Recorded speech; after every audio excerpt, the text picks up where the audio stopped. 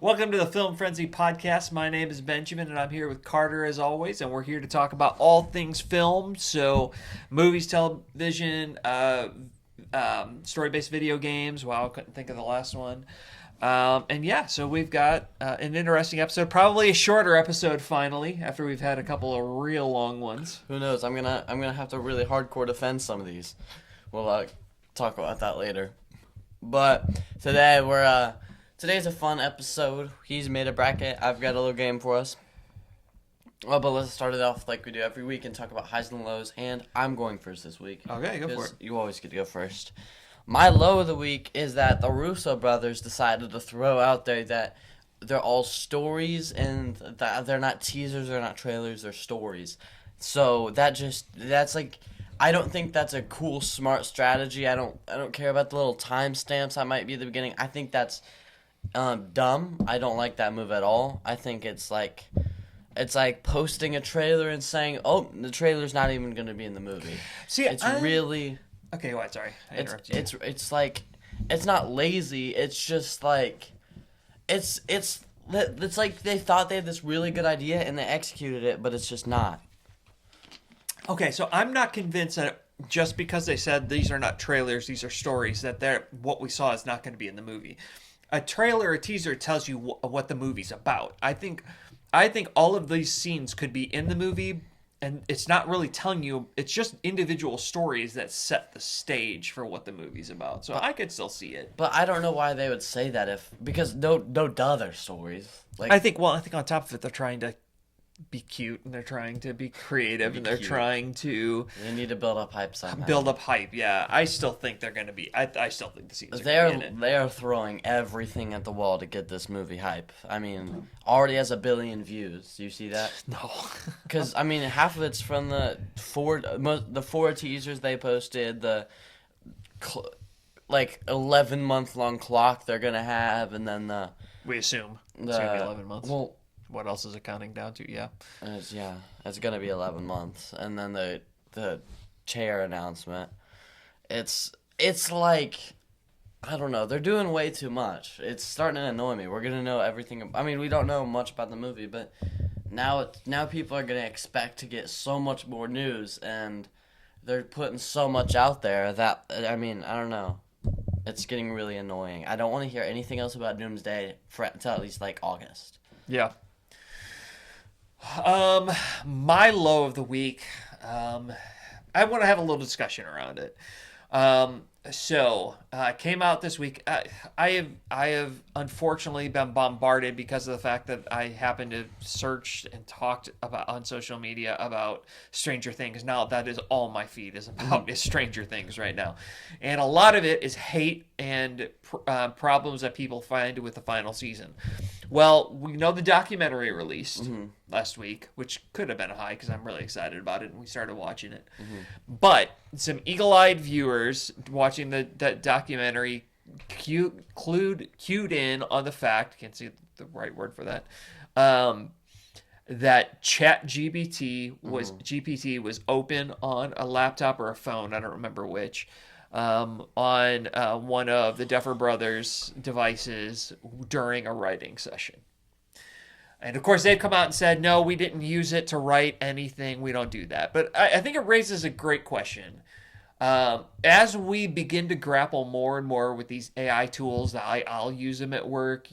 I'm sure you would not maybe admit that they come in handy during schoolwork, things like that. They come very handy during schoolwork. What role can AI play in the creative process and the creative world? None. So, like, for example, I say that right away, but let's say I'm writing a novel, and I'm like, what gun was popular in the U.S. military in 1998? But that's not in the creative space. Like, sure, you're using it to, like, you're not using it to write something. You could do that. You could search that same thing in Google. It's gonna come up with the same results.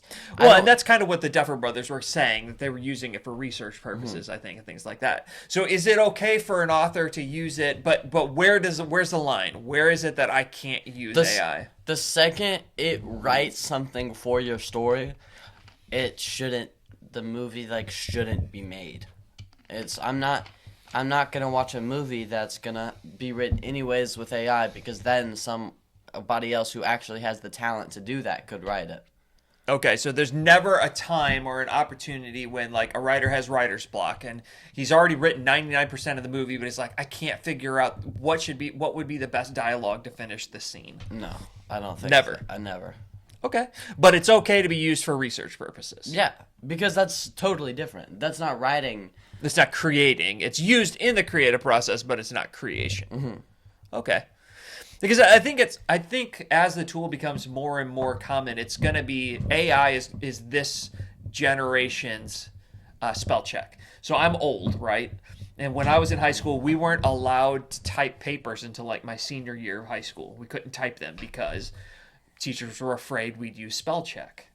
And that's cheating because you need to know how to spell, right? Well, nowadays, do you type essays? Mm-hmm. Do you use spell check? Yes, everybody does. That's just the norm because that's what you use in society. So what used to be bad is now okay because that's just what you have to have. It's a tool you have to use to get through life. I think AI is moving in that direction, and I think as creatives, we all have to be very careful about how we're going to use it and know when is the right time to use it, when is not to use it. I mean, if you're gonna write. Even then research, I'd rather not use ChatGPT for research. I'm not going to hate on somebody for using it, but I also don't understand why you couldn't use Google. The only time I use AI is when I'm working on schoolwork. Well, so like if you have a really nuanced question, I mean, I'll admit, because again, I have to use it in my day job. There are times when asking a certain AI program is way faster and way more accurate than simply Googling. Because Google's there's a we don't need to waste time on this, but there's a whole lot of money that goes into generating your Google results, and it's not necessarily the best answers. It's sometimes who's paid the most to get up there, and it's not always the best, is what I'm saying. So I have no problems with a research perspective, and I agree. So as an author myself, like I think it is way more valuable to struggle and go, I don't know what the next plot point is, and have to do that whole hard work of sometimes walking away and having to sit on it for a week and things like that. That's called writing, right? Yeah. So I agree. Once you cross into the realm where AI is doing your creation for you, music, writing, script writing, all of that kind of stuff, then you've got a problem. So anyway, just thought. And so hopefully the Duffer Brothers did not. I don't think they wrote the whole episode in finale episode in ChatGPT. Because I don't think ChatGPT is there yet at all. No, but I hope that was only for research purposes. Mm-hmm. And I assume it is. I mean, I assume they might have used it to get her little Rambo outfit on or something like that. Yeah, maybe it was. Yeah. So anyway, just interesting food for thought.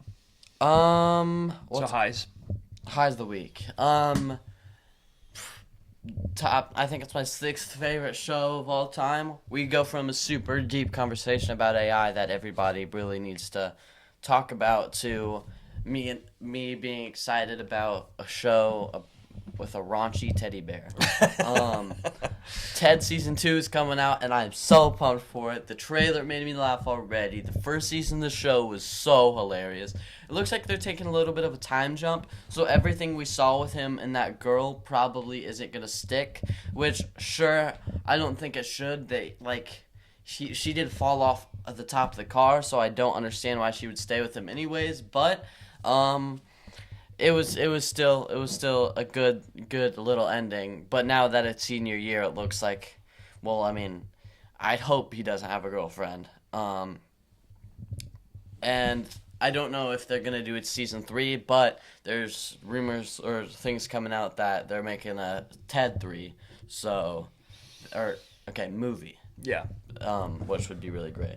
Yeah, that's like one of the best. It's really hard to be surprised anymore. Not only did you find out that they were making a season 3, it's coming out in March. Yeah. Okay. So it's like, let me just say this really quick.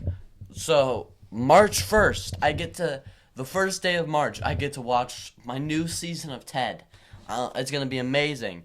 who knows how much longer later we're going to be able to watch the first episodes of Invincible Season 4 and Daredevil Born Again. Jeez. And then towards the end of those shows, we're already blown away because we had Daredevil Born Again / Invincible weeks. We get The Boys' final season.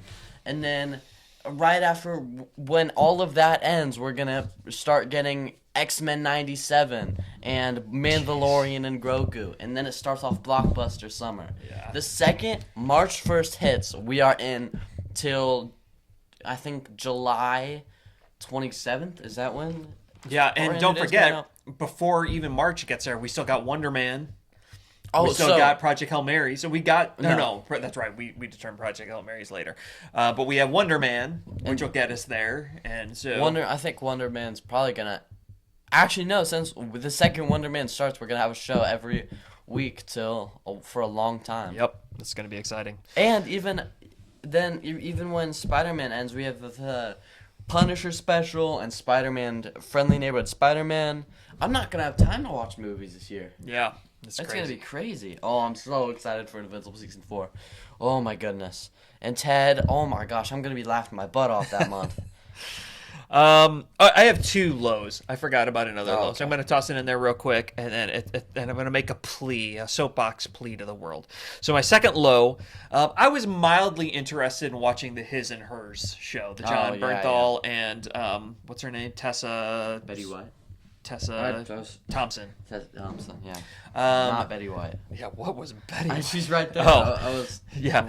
talking about So I'm mildly interested in watching it, and I see a headline come across one of my news feeds, and it says, His and Hers gets mixed reaction, but fans are really upset because blank is responsible for blank, and I'm not going to spoil it like it was spoiled for me.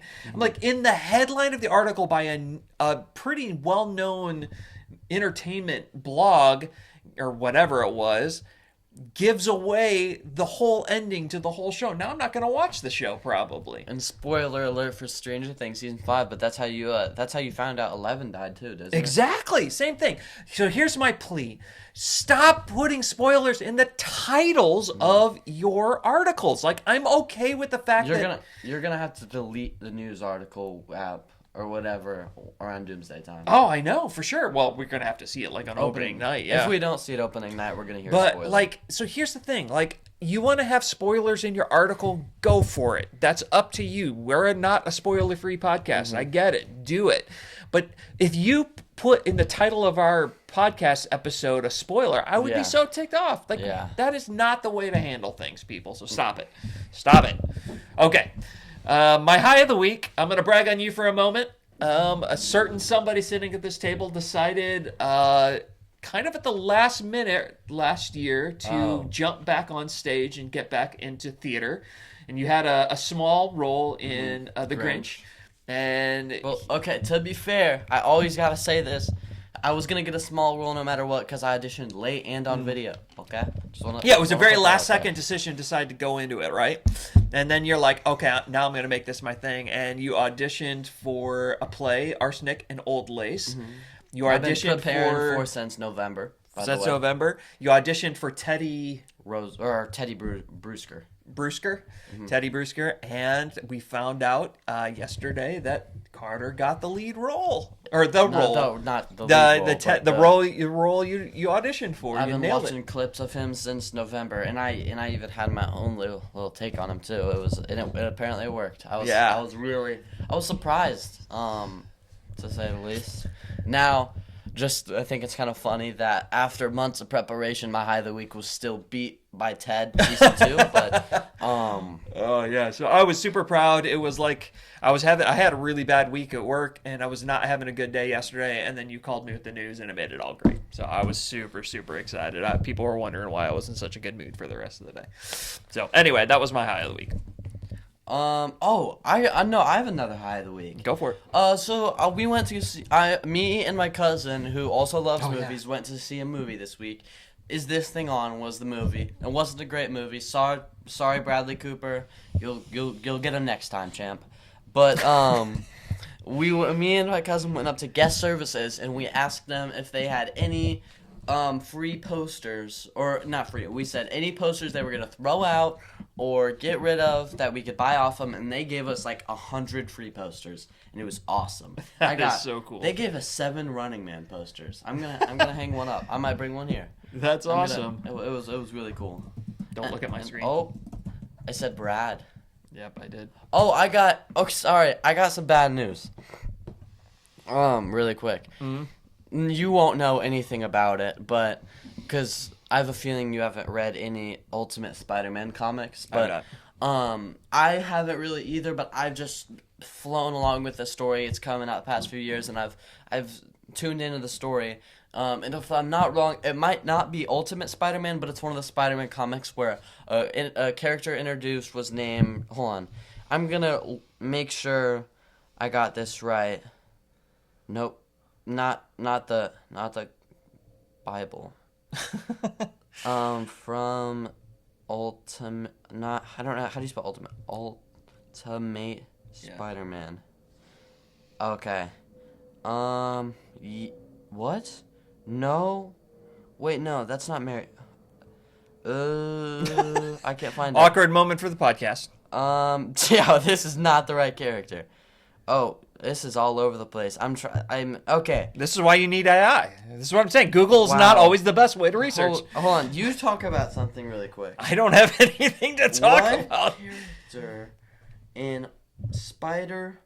All right, while he's thinking that, I didn't pause to ask you this. I would love to. I know we ask this all the time, but I seriously would love to hear in the comments what you think about AI in the creative space. I know I just went on a big soapbox about it and whatever, but I think it's a really important topic, and I would love to hear what your thoughts are. Me? No. Oh, okay. Okay, I got it. So... Okay, his name is Paul, and I looked up Paul from, and I tried to click on Ultimate Spider-Man, and it came from the Bible. Of course, so it was hard Paul's pretty famous in the Bible. Yeah. Wrote a good chunk of it. It wasn't the Ultimate Spider-Man, it was the Amazing Spider-Man comics one. I'm sorry. But, Paul, there's a new character in Spider-Man Brave New Day, rumored to be named Paul, and that scares the crap out of a lot of people, because Paul was, if we're thinking of the one introduced in the Amazing Spider-Man, was Paul, who dated MJ after breaking up with Peter Parker, and MJ got really attached to him, and then he started beating MJ, and MJ had to stay with him, and it's like a domestic violence issue. Yeah. Wow. So that would be heavy. That would be heavy, and if this is really true, that kind of scares me because that's gonna be that's gonna be an interesting turn of events there. So yeah, I could see Tom Holland's Peter Parker keeping an eye on her, and then killing Paul. I could see him killing Paul, going after Paul when he discovers it. Yeah, wow. And then Punisher, that would be pretty good for him taking it too far, and then at the very end of the movie, he could be struggling with it and then think he's just as bad as Punisher, but then he realized he has to save Sadie Sink from doing that, something like that. I don't know. But that would work for the story really well, but I don't want to see that happen because that would be that's just another thing to add to Peter Parker's already awful tough life, yeah. You decide to leave your girlfriend so she doesn't get hurt from you, but instead she starts getting in domestic violence. Oh, jeez, that would be rough. That would be rough. So I forgot to tell you that, but that's pretty rough. Okay. We doing bracket or my game first? Let's do bracket. Okay. Okay, so before I start the bracket and we'll say what it's going to be. All right. It's no secret you like movies. It may not be super public on this podcast or not that you dream of one day being a filmmaker. Mm-hmm. Sorry if I give that away to the world. So you're 10 years in the future. You're already successful. You've already won some. Well, I think I know where this is going then. You've already won some. What am I trying to say? Oscars. Awards basically. Film festivals. You went to film festivals. Got it. You're an up and coming director. You're about to make a movie. Okay. What kind of movie? So do I have to choose it? You get to pick it. Do I have to choose before we go into this? Okay. Any genre or the movie specific? Yeah, you don't have to get into the specifics. The genre, just a basic just give us a basic movie pitch in 2 seconds. Okay, I'll make my little dream movie about a man who. Oh wait, I wouldn't say it. Your dream idea, because you don't want people to take your idea. Sci-fi. Sci-fi. Okay, it's gonna be sci-fi. It's gonna be a sci-fi movie. Are we thinking like futuristic sci-fi? Thinking... like where we are right now, but a man can go to space. A man can go to space. Okay. All right. So keep that in mind. Okay. You are now, even though a casting agency handles a lot of this, you are now in the casting seat. Okay. So and you've got a finalist. Auditions are happening right now. Auditioning. And the way these auditions are working is you have 2 actors competing against each other, right? So each round you have to pick your actor, and so we'll find out who your final actor is in your movie. Does this work for you? Got it. Okay. Sci-fi movie. Is it serious sci-fi, comedy, a romance? Like what are you talking about? It might have some kind of like Interstellar, where it has a little bit of funny parts here and there, but like it's a pretty harsh subject. Okay. Serious. So it's a serious role, a drama. This would be in the drama category. Okay. Here we go. Your first round of casting comes in, and you have... Wait, we're not going to be able to do vetoes here. Or are you going to help me? Sure. Well, we're both going to vote. Okay. We're working as a team. I should say that. We're working as a team. Okay. We have to agree. We have to pick. We each get 1 veto who we'd like to see in this role, and we got to argue why we want them in the role. All right, ready? First up, we have Jonah Hill and Charlie Cox. Oh, gosh. I don't know if I really want Jonah Hill in this. Well, we've got to vote. Okay. 3, 2, 1. Charlie Cox. Even though Jonah Hill's like your favorite actor? Jonah Hill's my favorite actor, but... dude, I don't know. In the serious role here, I don't think Jonah Hill could play it off. If there was like a funny character, if I was choosing comedy, he would definitely be my pick for sure. Yeah. We know Charlie Cox can do serious. We know. And I don't think I'd pick him for this role either. Maybe, but he's too British. He's too British. Well, he pulls American off pretty darn well, as we know in Daredevil. Okay, so Charlie Cox is through. Next up, we've got Tom Hanks, who has done serious sci-fi. Yeah. And Chris Hemsworth, who's also been in sci-fi. This is easy. 3, 2, 1. Tom Hanks. Yeah. Chris Hemsworth. I mean, Tom Hanks can. I mean, just on the movie I'm thinking right now. Do you know the movie I'm thinking about? No, I don't. I don't know how to say it without saying I know what movie you're talking about. Yeah, my first real. Yes, okay. I know exactly the movie you're talking about. One I was writing down in Michigan. Yep.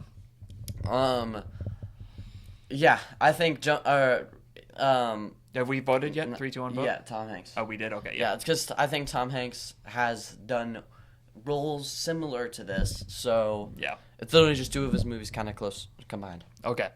Next up, we have Timothy Chalamet and Bradley Cooper. We were just talking off screen. Bradley Cooper is a criminally underrated actor, even though he's won an Oscar. He is not typically... when's the last time he's been a leading man in a successful movie? Never. And he really, I think, has the charisma, the acting ability to be able to do so. So, okay. Yep. 3, 2, 1. Bradley Cooper. Timothy Chalamet is just I don't want a younger fella. Okay. You want a more seasoned actor. Mm-hmm. Okay. That makes sense. All right. Next up, we got Ben Affleck and Chris Pratt. Okay, here's my thing. I'm not a huge Ben Affleck type of guy. I'm not a big, like, I'm a Matt Damon dude. I'm not a Ben Affleck type of guy. But I understand Chris Pratt has done a serious space movie, and that one he was in with Jennifer Lawrence. Passengers. Yeah. And a lot of people don't like how many movies he's in, but I think he'd be pretty good in this movie I'm thinking of. Okay, so 3, 2, 1. Chris Pratt. Yeah, I like Chris Pratt. I think he'd do a real good job. Is this 16 or 32? 16. Okay. Next up, we've got Michael B. Jordan, Ooh. Chris Evans. Ooh. So these are like the most attractive guys in the industry right now. Yeah. So this is how you get a bunch of women introduced in wanting to watch this movie. I've got mine. Oh no. Okay, I think I got mine. 3, 2, 1. Michael B. Jordan. Yeah. Because Chris Pratt, he's You just said not Chris there Evans. yet. Or Chris Evans just isn't there yet. Michael B. Jordan is a great I actor. haven't seen Chris Sinners. Evans yet in a movie Oh. where I was like, this guy is an incredible actor. Mm-hmm. Like, I've liked him in a lot of movies. Honestly, I think his best acting performance I've seen him in is Gray Man. As the villain, he was really Yeah. good in that role. He was unique. He was different. But anyway. Okay, next up. Ooh, this is a tough one. Andrew Garfield, who we both really like. He looks like a baby, though. That's true. And Matt But he Damon, is like 50. who has already been in a space movie. Space movie. Is it too much to cast him in a second? Okay, he's been in two huge ones. He's been in Interstellar Yeah. and The Martian. And who's the other one again? Andrew Garfield. Andrew Garfield hasn't been in, but I think Andrew Garfield just a little bit too. Oh, let's vote. No, I'm not. I gotta explain my process. I haven't. Yeah. decided yet. Okay. Okay, so you know what? 3, 2, 1. Andrew Garfield. Garfield. I could see it. I really could see it. Matt Damon's done it too much, and I love Matt Damon. He's literally one of my favorite actors. But I think Andrew Garfield is an up and coming actor in Hollywood. Up and coming. He's 40. Oh, that's true. He is now, isn't he? But I mean, actors tend to act into their 90s, so that's not that old. But he is just a really great actor that doesn't get enough big parts. So I think he lands in a good movie like your movie. I think that it could be a breaker for him. So, all right, next up. I think this one's pretty, well, I don't know. Tom Holland, also pretty young, and Robert Downey Jr. Ooh. Is RDJ too old for this movie? I don't think I'd cast either.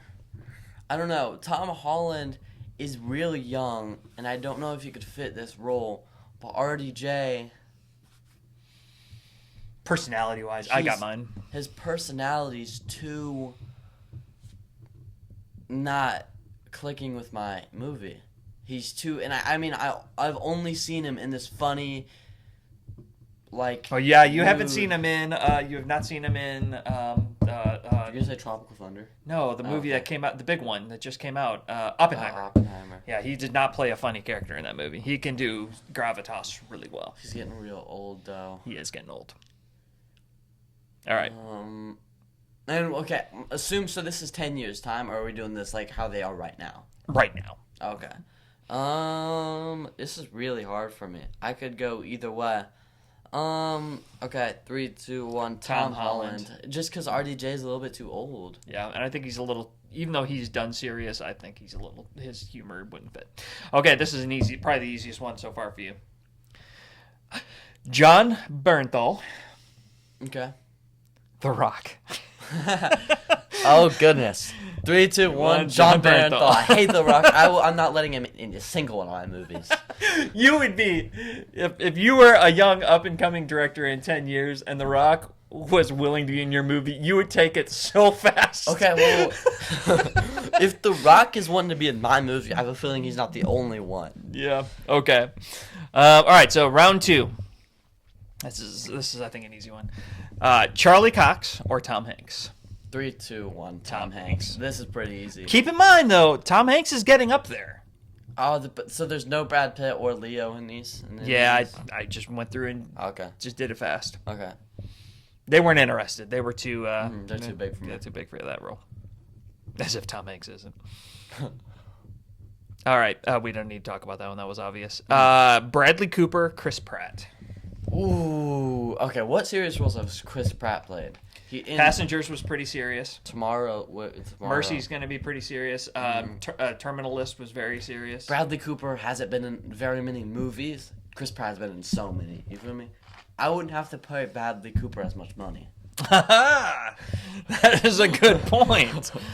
You could spread that out, maybe have a deeper cast. Okay. 3, 2, 1. Bradley Cooper. I don't think we're going to get any vetoes in this. We're No, casting on the same wavelength. We're pretty really equal here. Okay. Michael B. Jordan, Andrew Garfield. I think this is harder than you would think because I really think Andrew Garfield's a phenomenal actor. And I could see him in this role. I have to envision it.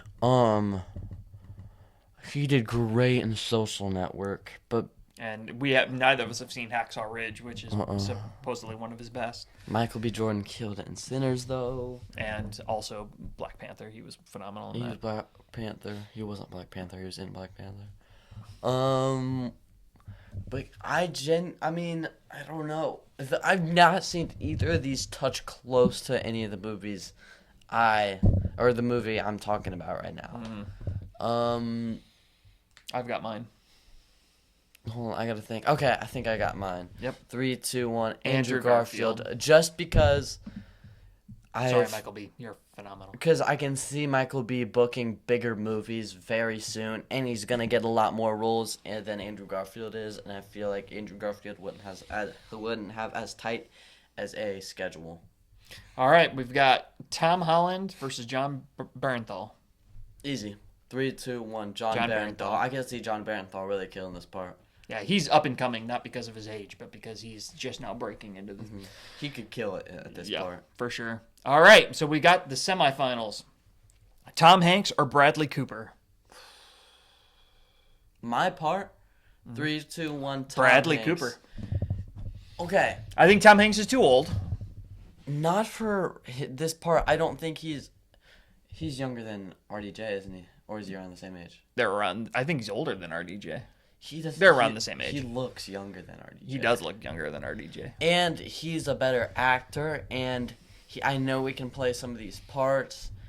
I guess Bradley Cooper. But I don't know. Bradley Cooper hasn't played as serious as a role like this. And if you want to make $1 billion, you can put Tom Hanks in a movie. It'll help you. Mm-hmm. I think you're right. Yeah, I think I'm taking Tom Hanks here. Okay. Andrew Garfield or John Bernthal? Okay, 3, 2, 1. John Bernthal. I'm telling you, I really think he's the right fit for this movie. I really think he is because he's super serious and going through a lot of regret in this. This is a lot of movie full of regret. But he can still bring a touch of humor. He can still bring a touch of humor, and through his anger, he could. I like that. I could see him talking to himself a lot. Hint, hint. Okay. That brings us to our finals. You have the choice now between Tom Hanks and John Bernthal to make your movie the biggest movie of 2035. 36. I would love someday for these two actors to be one in this movie. This is like dream scenario. Yep, 2036. You have got the choice for Tom Hanks at this age, not in 10 years. But if I cast one of them, I can't cast the other one as a smaller one. Nope. This is it. They only want the lead role. Yep. Here's my thing. Here's my thought process here. I hate to say it, Tom Hanks is getting up there in age, right? He's getting old. John Bernthal, he's still kind of in his prime acting age. You know what I mean? Directors have a lot of actors they reuse, like Scorsese has Robert De Niro and Leonardo DiCaprio. Christopher Nolan has Michael Caine. Tarantino has Samuel L. Jackson. So, if I had to pick one of these actors that I could get close with and use in a lot of my movies, has Tom Hanks. Spielberg has Tom Hanks.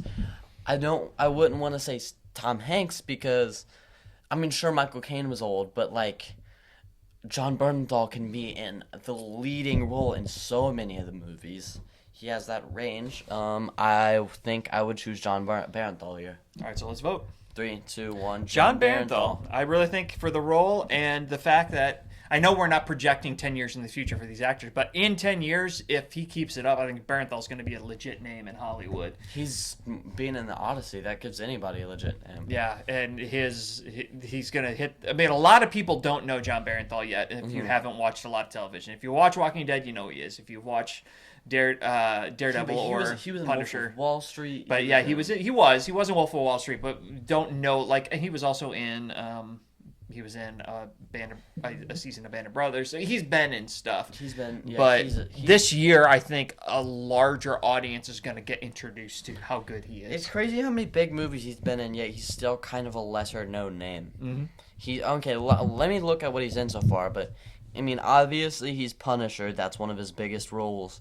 He's in The Odyssey, Wolf of Wall Street. I actually didn't know he was in Wolf of Wall Street. He's in Ford vs Ferrari, Fury, That's right, he was in Fury. Baby Driver. Like, he's worked with Scorsese. I mean, he's worked with Leonardo DiCaprio and Brad Pitt and Christopher Nolan. Like, he has had a lot of big roles here. He has. He's worked with all the legends. Now it's his turn. I think it's his time to move to the forefront. So I'm really hoping that this is the year that he gets that. And so starring in your first big movie, mark it down now. Yeah. In 10 years, John Bernthal is going to be starring in yet to be named sci-fi movie. Yep. He doesn't even know it yet, but he's already cast. All right, that was fun. That was Where's unique. do you know what time we're at? We are at 37 minutes ish. Okay, this is going to take a bit. So, anything we said about a shorter episode probably won't be as true as we thought. Well, shorter than the last two, probably. Well, it might take me a good 50 minutes to argue for this. No, I'm joking. Rock, paper, scissors, who goes first real quick. Okay. Wait.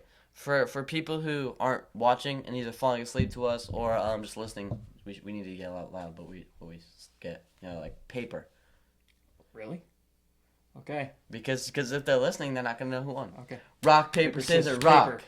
That's not That's paper. paper. That's rock. not paper at all. Rock, paper, scissors, rock. scissors. Okay.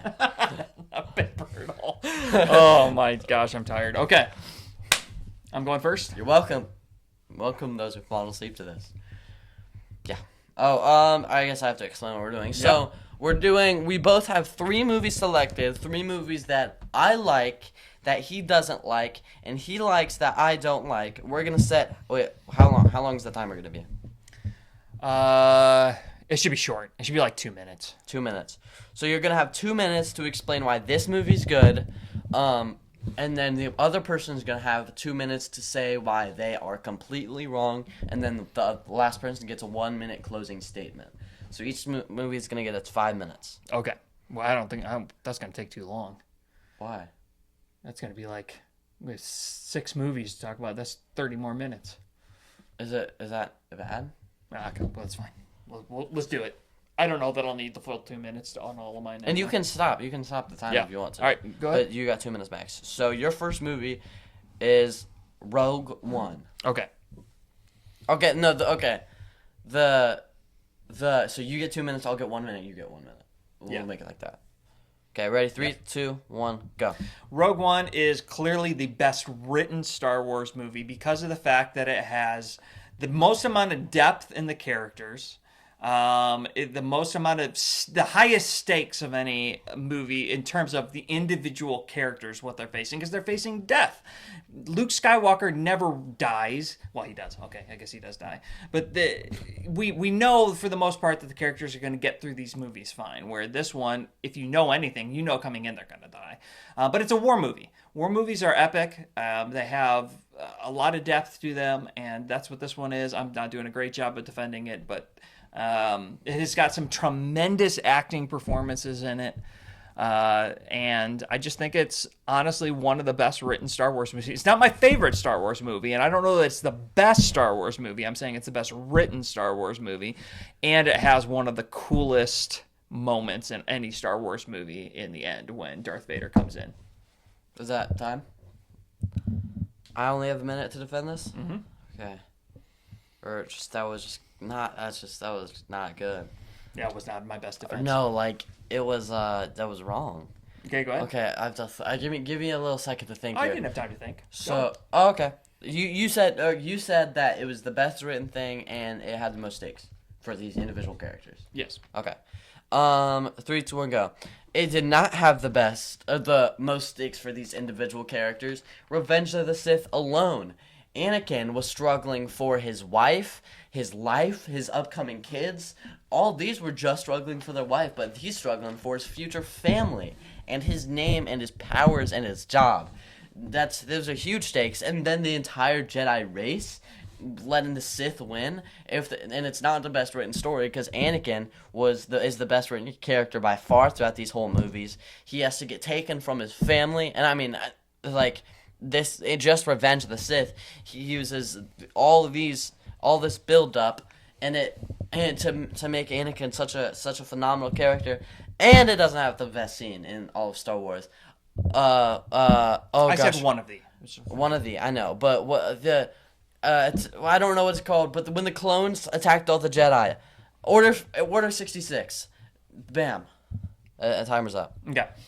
And then my defense. Yep. 3, 2, 1, go. Here's my problem with the Vader issue that and Anakin's being the highest stakes. We already knew the story when that came out. We already knew that he's turning into Darth Vader. We already knew his kids were going to survive and become Luke and Leia. We knew all of this already because he didn't start with the originals.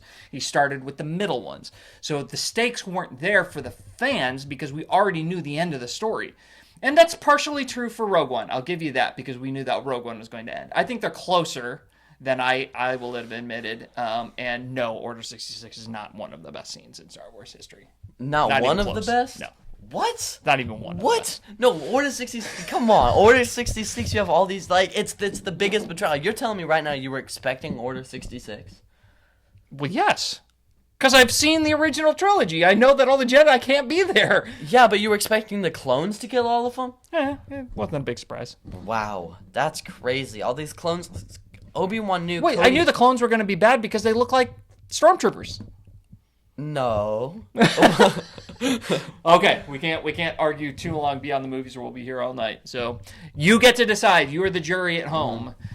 Comment who won on that one. What? Is Rogue One one of the best Star Wars movies or is it terrible? Okay, next I'll go. I got to pick which movie you argued for first. Okay, so I'll let's see. What were the three? Green Lantern, Fantastic Four, and Phantom Menace. Fantastic Four. Okay, Fantastic. Let's stay in the Star Wars universe. Okay, stay in the Star Wars universe. Phantom Menace. Oh, okay, sorry. I have to make sure I don't burp in the middle of it. Okay, ready? Oh, I didn't say 3, 2, 1, go. You got 3, 2, 1, go. I'm gonna make sure I get that segment back. Okay, ready? 3, 2, 1, go. This movie, sure, it's not a perfect written movie, but there's no means at all that it was terrible. You can't say a movie is terrible because one character might be a little bit annoying. Jar Jar Binks is a little bit annoying, but he doesn't bring the movie down that much. He's not that bad of a character. He's a bit funny in some parts. All the battle droids were absolutely hilarious. Droids that having a personality was a good little take. Darth Maul is the coolest bad guy we have ever gotten. Oh, my throat's full of saliva. Darth Maul is the coolest bad guy we've ever gotten, and sure they killed him off, but they brought him back in a really cool way. The Duel of the Fates battle, or was that the music in the background? Yeah. Really remember. Okay, but that battle at the end was so dope. The way Qui-Gon died, so then you could set up Obi-Wan's journey in such a powerful way, because he wasn't meant to be. Darth Maul just screwed up everything. Qui-Gon was meant to lead Anakin, and that's the reason everything happened. It sets up the new universe in such a great way. Little Anakin killed it. The race was so much fun. That's really all I got. Okay. I'm ready whenever you want to kick it over. Okay, ready? 3, 2, 1, go. First, I want to point out the obvious that you are correct. Duel of the Fates is one of the coolest moments, I think, in the Star Wars history, that battle. Yes, Darth Maul is one of the coolest people, the villains, but they criminally underused him, which is why one of the reasons the movie is. They killed him too fast. Way too easy. Jar Jar Binks was not a little annoying. He was incredibly annoying. And yes, he did have a couple of funny scenes. The kid was good. I'll give you that. Anakin was not Anakin. Obi-Wan was really flat in that movie. As much as I love Ewan McGregor, was not great. The acting is bad. My biggest complaint, though, is they took the Force and the big mystical thing and turned it down to something you could analyze in somebody's blood. That is not the Force that he originally created. Yeah, when he the mitochondria? Yeah, that was not part of the original Star Wars lore, and it ruined it. What? You get to rebut? Yeah, I do. 3, 2, 1, go. I don't understand how the mitochondria affects anything, or the mitochlorians, I think it's actually called. Yeah, mitochondria are real. Is real thing. Mitochlorians. But I don't understand. Like, yeah, these people are born with it, and they learn to use it in a special way. I don't think that affects the movie's story at all. If they introduce that in A New Hope, that wouldn't affect anything for me. I don't think that changes anything. I don't think one annoying character should make you hate a movie at all. I don't think he was in the movie enough to make you hate the movie. I think the acting wasn't terrible, but I also don't think it was like I don't think Star Wars has ever been known for its phenomenal acting at every moment in the entire series. That's fair. I think Darth Maul was really good in this movie. He was used throughout this movie. Sure, they shouldn't have killed him off at the end, but in this movie itself, he was awesome. That's time. And you have a slight advantage being able to see the time. When it's my turn, I get to see the time. Oh, okay, that's fair. Okay, so who won that one? Is The Phantom Menace a terrible movie, or is it one of the better Star Wars movies? You gotta look up what the second one's called. You have in your head. Which one are you talking Star about? Wars. Might as well get the last Star Wars one. Oh, gosh, yeah. Yeah, let me look it up real quick, because I think I know. Pretty sure it's Last Jedi, but let me double check. But you're doing the one that came after. What? She did the one that came after. 6, 7, yes. Right? Yeah. I mean 8. 7, 8. Yeah, it's the second one. Yeah. So you're doing.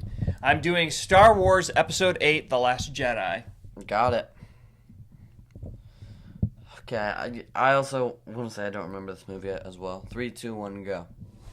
I will start off by saying I'm not defending this as being one of the best Star Wars movies. I'm defending this against the hate of the movie.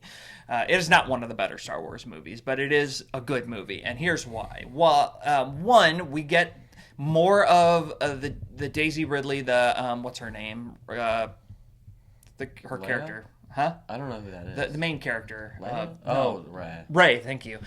We get more of her character arc, which I really love. I love everything to do with Luke Skywalker. I know a lot of people feel like it was a terrible send-off, but I couldn't disagree more. That final sequence when he sacrificed himself to save the fledgling rebellion was so big, was so epic. That battle on that planet was awesome. The fighter, the planes or whatever they weren't not planes, not starships, but whatever they were different because they were terrestrial bound, but were epic. It was just a really great Star Wars movie. It had all of the elements of a really solid Star Wars movie. It didn't have terrible acting. The acting was fine. It was good. It has a John Williams score, so the music's great. I don't understand the hate for it. And here's the thing: like, people don't like it when you kill off. Rarely do I see a movie, maybe Endgame being one of the few, that where they kill off one of the beloved actors, everybody's happy about how they did it. So I feel like there's always going to be disagreement. Nobody was going to like how Luke Skywalker got written off, period. But his time had come to an end, and to be able to die in such a noble way and become one with the Force in the way that he did was just beautiful and epic. The fact that he did it from another planet, how cool is that? He's on another planet altogether, and he force projects himself onto the world, whatever planet they were on. I just thought was such a powerful, cool moment and so unexpected. So cool. Okay. Let me double check. This is the movie where Leia, for the first time, uses the Force, right? Yes. Okay. Yes. That we see her use the Force, yes. Ready? Yeah. 3, 2, 1. Okay, so I gotta issue two huge issues here, and those are probably with my time the only things I could talk about. Luke Skywalker's death is pretty much he overdoses on Force. I don't really think it's that great of a scene at all. I mean, he Force projects him on this planet, but I have no clue why that means he should die. Sure, it might not be the easiest thing in the world, but we have never seen a person die by using the Force. He didn't get shot. He didn't get anything. It was just, it's too hard for me, so I'm dead. And he could have just come to the planet, and it would have been a lot cooler if we got to see him using his lightsabers for the last time in his real self, and then taking down all these huge vehicles. Oh crap. Okay, and then next point, Leia all of a sudden having Like it would have been so sad if she died in that scene, but all of a sudden she had the Force, which came out of nowhere. I didn't like that part at all. It was like, what the heck are we doing? It felt like lazy writing. They wrote her death, but then they didn't want to do it in the end. Okay, that's all I had. Okay, good. Now I'll get my rebuttal. I went way too much on the Luke thing. Ready? Yep. 3, 2, 1, go. Luke did not overdose on the Force. He became one with the Force. That's a big difference. He was so in tune to the Force in that moment that he became part of the Force. It was one of the most powerful Jedi, pulling off one of the most powerful Jedi moments. He did not just project himself in like hologram way. He was somehow partially physically there because he could stop the blaster bolts when they shot their blaster bolts at him. That was awesome. And anybody who has been a fan of the Star Wars universe at all, I know they got rid of the canon, but Leia has always had the Force. She's not been a strong Force user, but she's always had access to the Force in the history of Star Wars. So it wasn't that weird if you've been a bigger fan of Star Wars in general that she was able to use the Force in some way, not a super powerful way, but a way. I think that worked just fine for me. Okay. So who's right? Is The Last Jedi a terrible movie? Is it actually a pretty decent? Remember, I didn't say it was a great movie. Is it a pretty decent Star Wars movie? That's an important distinction. All right, Fantastic Four is up. I think I should do Green Lantern. So it goes Star Wars, Star Wars, Star Wars, DC, DC, Marvel. 3, 2, 1. Okay, sure. You know what I mean? I was going to save our biggest two for last. Green Lantern and Man of Steel Okay, are so our you wanna biggest go arguments. Star Wars, Star Wars, Star Wars, Marvel, DC, DC. Sure. 3, 1, 2. Okay, so I got to defend which one right now? Fantastic Four. Okay, 3, 2, 1. Okay, they didn't do Doom perfectly. They didn't do him great at all, but they also didn't do him badly at all. I mean, it was just as good as Red Skull in Captain America Civil War, or just as good as the bad guy from Iron Man 3. It wasn't a fantastic bad guy, but you don't need a fantastic bad guy to make a pretty good superhero movie. I don't think this is a phenomenal movie. I don't think it's fantastic, but I think it's a pretty solid movie. I think the cast plays off each other really well. They went a little bit too overboard in the characters' personalities, so they don't click as much. Things a little bit too angry. Johnny's a little bit too cocky, but at the same time, they play off each other really well in a really funny way. This movie isn't the one that has the wedding scene, just to clear that up. Yeah. But Jessica Alba and Reed Richards also play off each other really well in this movie. They don't feel as much as a family as the new Fantastic Four First Steps, but they still do feel like a group that was thrown together and now forcing themselves to become a family. I think I think they play each character. I think they had the right ideas when they were. Oh, I couldn't tap the screen. I think they had the right ideas. They just executed it not the best, but I also don't think it's nearly as bad. I think a lot of the bad taste in people's mouths is from the second movie, where they messed up Silver Surfer and all these, and they messed up Doctor Doom again.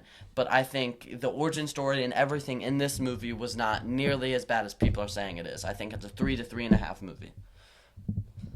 Okay, that's the end of my argument. How do I go back? I'm gonna do this. Okay, ready? Yep. 3, 2, 1, go. I'll start off by saying I will admit that I think we should give a slight pass to the fact that this was an old movie, an older superhero movie, and they just weren't as good back then. So it is a little bit better based on its time, but I think the acting is pretty terrible. Particularly, I really felt that Reed Richards was not great, and I really didn't like Sue Storm. I actually thought Chris Evans was okay, a little too cocky, like you said, but he wasn't bad, and Thing was fine. I like that Michael Chiklis a lot. A lot. But I think the script, basically, honestly, the script in terms of the dialogue, I think ChatGPT could have written a better script. It was not well written. The lines were so cheesy. The jokes did not hit. It was just overall a bland movie. Not the worst movie ever, but not a good movie. Okay.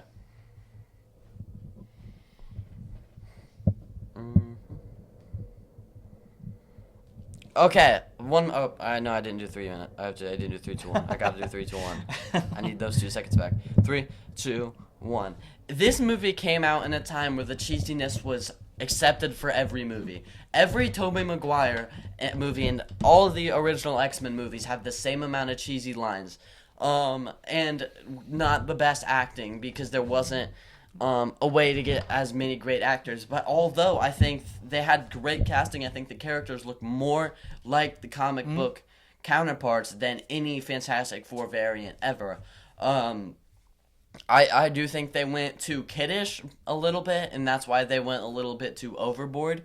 But I don't think ChatGPT could have written a better script. I think you could tell it was rushed, but I don't think I think it's just as good as a mid to bad MCU movie nowadays. You could say the same thing about the Marvels, but I think this is a lot better than the Marvels. Yeah. That was a really strong defense. I think this was the best one. I had the weakest argument against because it really, based on its time period, it honestly isn't that terrible of a movie. You're right. I think you nailed it in your intro when in your first statement that most of the bad taste comes from the sequel. I'm just a genius. And he did look. Reed Richards looks way more like Reed Richards. Reed Richards looks so much more like Pedro Weed Pascal does. I mean, way more like him than Pedro Pascal does. Okay, Man of Steel. Okay. Go. Oh, sorry. 3, 2, 1. I didn't need it, but okay. 3, 2, 1, go. This movie is phenomenal. It has a ton of depth to it. Yes, it has its flaws. I'm going to steal your thunder. Yes, his dad dying, he should have saved him. I will never defend that decision. But just because a movie makes one really bad decision doesn't mean that the movie is terrible. The amount of destruction that happens in the movie, everybody likes to point that out. Every superhero movie, look at the Battle in New York. Look at the amount of destruction in the Battle in New York. Superman wasn't doing the destroying. He was trying to stop somebody who was trying to literally kill everybody on planet Earth. So a little bit of damage to one city versus everybody on planet Earth dying, of course you're going to damage a city. I don't think it's the most comic book accurate Superman. I don't think we need to have the argument that one Superman is better than the other. It doesn't negate the fact that it was a solid portrayal of Superman. I absolutely love Henry Cavill's performance as Superman. He looks the part of that Superman specifically, the one they created for this movie. And that's the biggest thing, I think.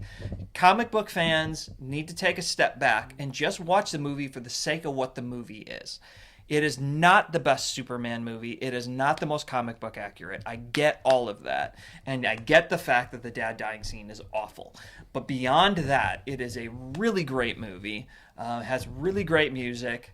The rest of the DC was terrible, and I think, again, that has shown a lot of negativity towards that movie, but it was a great start that could have gone somewhere, and they just absolutely blew it from that point out. Is it the best movie I've ever seen? No. Is it stronger than a lot of Marvel movies? Absolutely.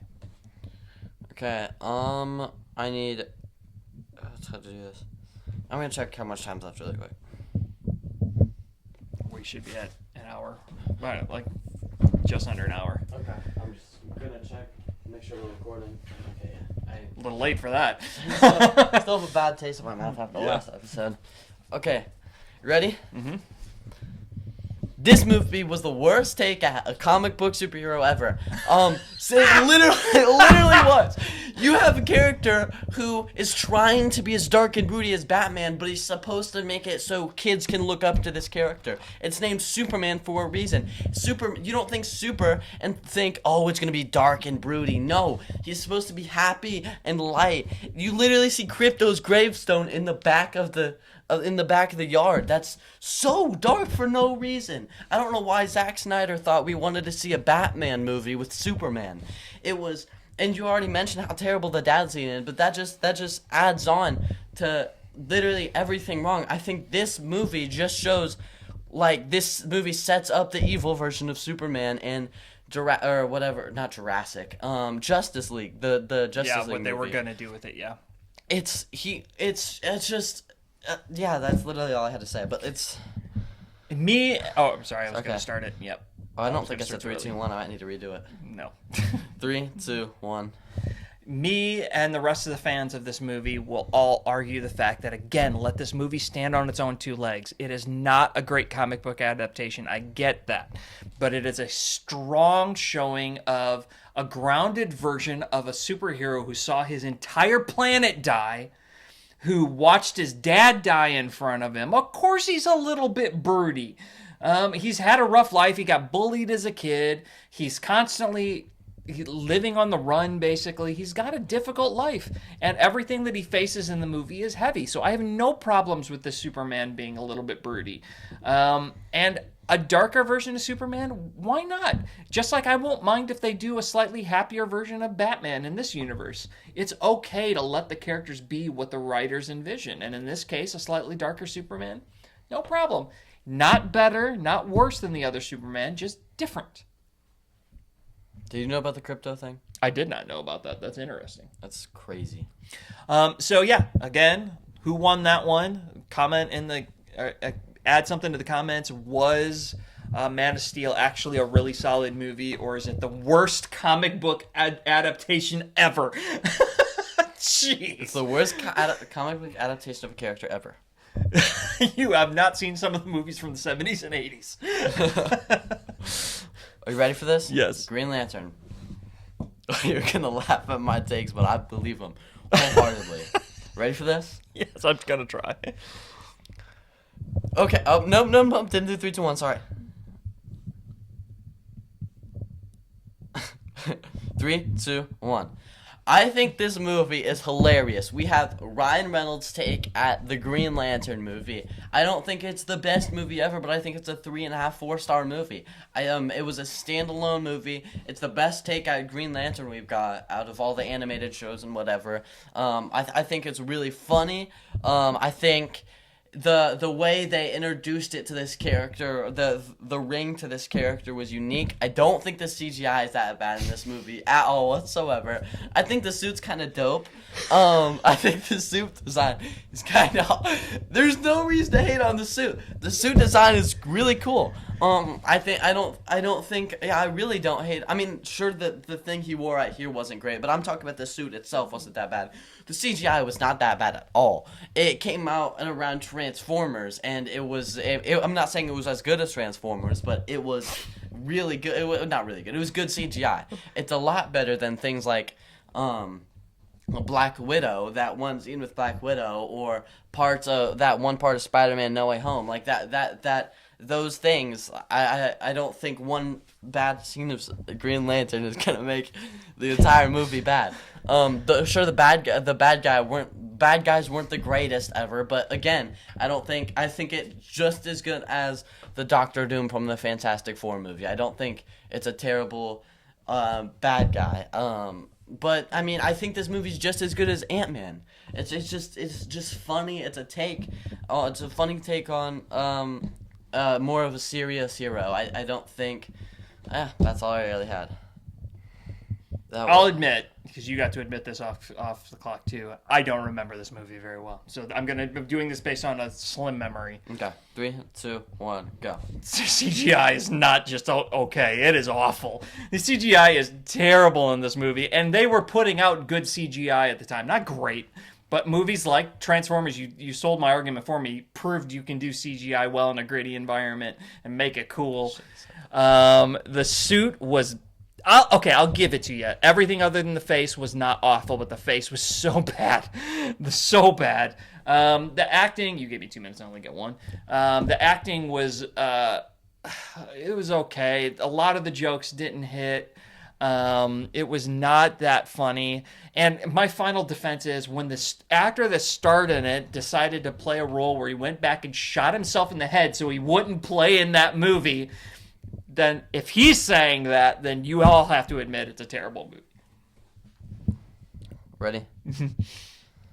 I actually do have something to defend that last thing, but I don't really have defense for any other ones. Okay, so let's say... Oh, wait, sorry. Oh, jeez.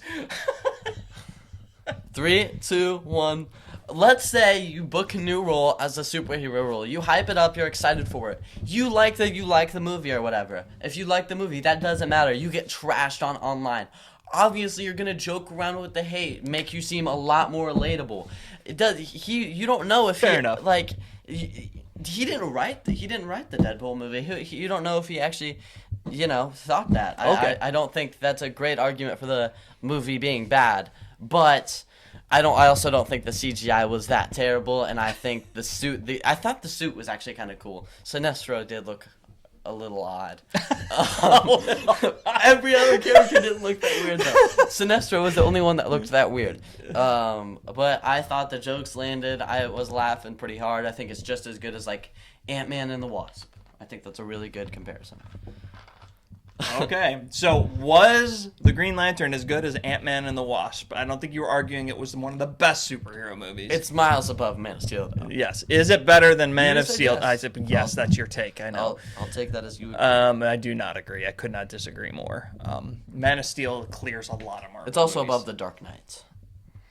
I'm gonna punch you in the face if you say that. No, I do. Oh, I'm not. I have it above. I'm not gonna say I do have it above both the Dark Knight movies, but I don't remember those movies at all. So I'm gonna rewatch those real soon. So that doesn't count. But I do have it above Blue Beetle, Birds of Prey, Batman: The Laughing Joke, The Flash, Aquaman, DC League of Super Pets, Joker, Foila Deluxe, Suicide Squad, Man of Steel, Justice League, Batman vs Superman, Aquaman 2, Wonder Woman 2, Shazam 2, and Black Adam. Those are all the movies I owned. I'll admit, I mean, it was my job to hate on the movie. I actually kind of liked the movie when it came out. I'm not gonna lie. It wasn't until I got a little older and appreciated CGI a little bit more. It's 1.6. That's so dumb. Yeah, it honestly is not that horrible of a movie. I will agree with you on that. Yeah, that's absurd. 1.6. 1.6 is absurd. I think it is a little overhated.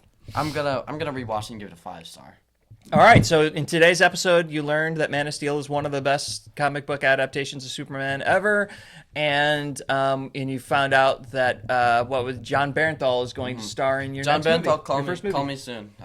He's got the role waiting for you. Yeah, I mean, I'll think about it, but so far you're winning in that draft. All right. See you guys next Tuesday. I just winked at them. Stay salty. I didn't mean to.